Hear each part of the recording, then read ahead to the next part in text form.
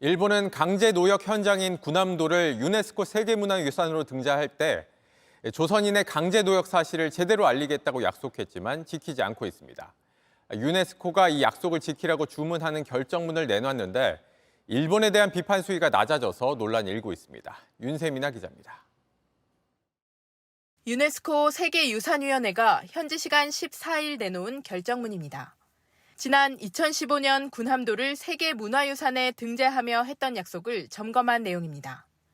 당시 일본은 등재 신청을 하며 조선인 강제노역과 인권 침해 내용도 충분히 알리겠다고 했습니다.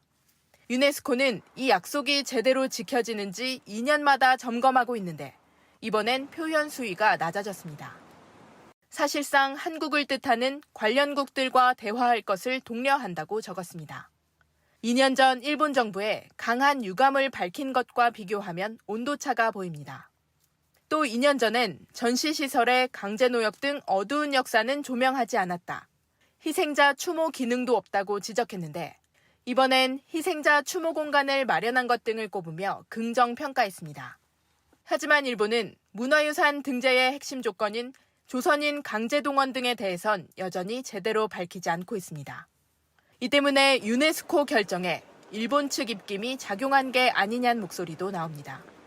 실제 유네스코 직원 수나 분담금 규모 모두 일본이 우리보다 3배 가까이 많아 일본의 발언력이 클 수밖에 없다는 지적입니다. 외교부는 일본이 유네스코의 결정을 이행하기를 기대한다는 원론적인 입장만 밝혔습니다. JTBC 윤세민아입니다.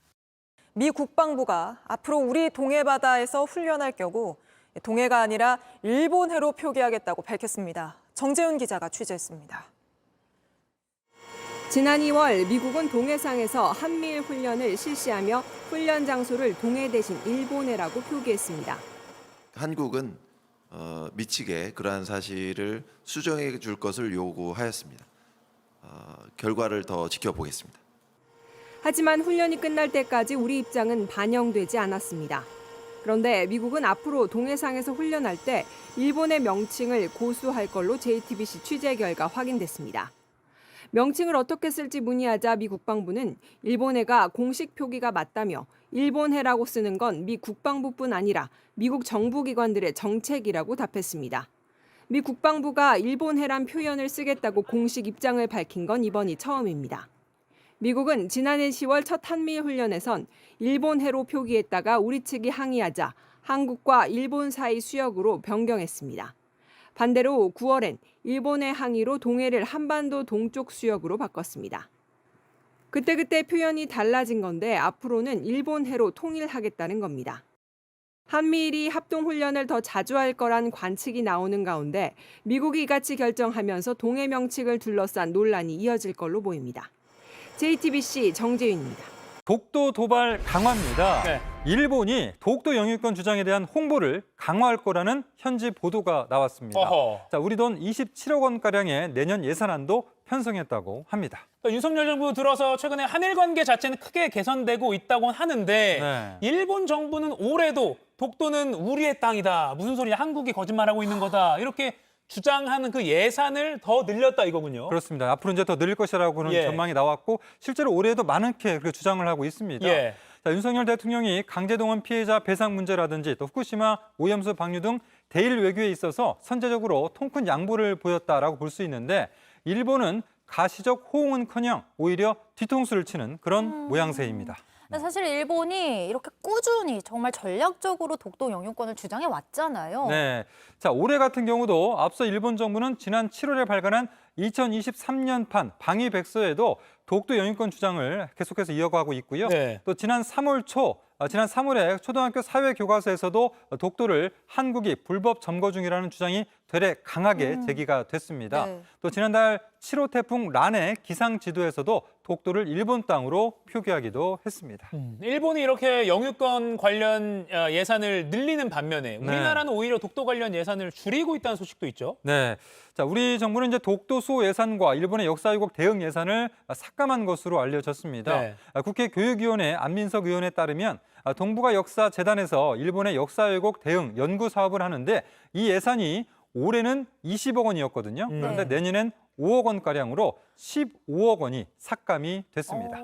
또 독도 주권 수호 예산은 25%가 줄어서 올해 5억 원이었는데 내년엔 4억 원가량으로 편성이 됐습니다. 이렇게 일본이 예산을 늘리는 거 이제 일본 정부 입장에서는 외국인 대상으로 세미나 같은 것도 하는 걸 늘리고 또 도쿄에 있는 뭐 영토 주권 전시관을 보수하고 이렇게 한다고 합니다. 한마디로 대외 홍보를 강화한다는 건데 이럴 때요. 이런 일본의 주장이 오류를 잘 잡아내서 이걸 오히려 알리면 역이용할 수 있다는 게 뭐 성신여대 서경덕 교수 등등이 그렇죠. 제안하고 있는 방법입니다. 이런 아이디어도 좀 귀담아 들을 만한 것 같습니다. 일본이 후쿠시마 원전 오염수를 방류하면서 우리로선 안 써도 될 세금을 계속 쓰고 있습니다. 오염수 방류에도 우리 바다 안전하다는 홍보에 쓰인 돈, 지금까지 파악된 것만 17억 원에 달합니다. 식약처도 유튜브 광고 만들고 홍보하는 데 4억 원 넘게 들였는데 정재우 기자가 취재했습니다. 일본 후쿠시마를 포함한 인근 8개 현의 수산물은 대한민국에 수입될 수 없습니다. 오염수 방류 닷새 후 식품의약품안전처가 유튜브에 공개한 광고입니다. 또 다른 영상에선 수입 수산물의 방사능 수치가 안전하다고 광고합니다. 이 두 편의 영상을 홍보하는데 4억 2천만 원의 예산이 들어갔습니다. 영상은 1,000만 회 넘는 조회수를 기록했는데 댓글엔 우리 정부가 이런 광고까지 해야 하냐, 원산지를 속일 경우엔 어떻게 하냐는 비판과 우려의 목소리도 달렸습니다. 당초 우리 정부가 오염수 홍보에 썼다고 알려진 돈은 약 10억 원. 하지만 취재 결과 이 식약처 영상을 포함해 지금까지 파악된 돈만 16억 8천만 원이 넘습니다. 이외에도 영상 제작비 등도 별도로 들어갔습니다.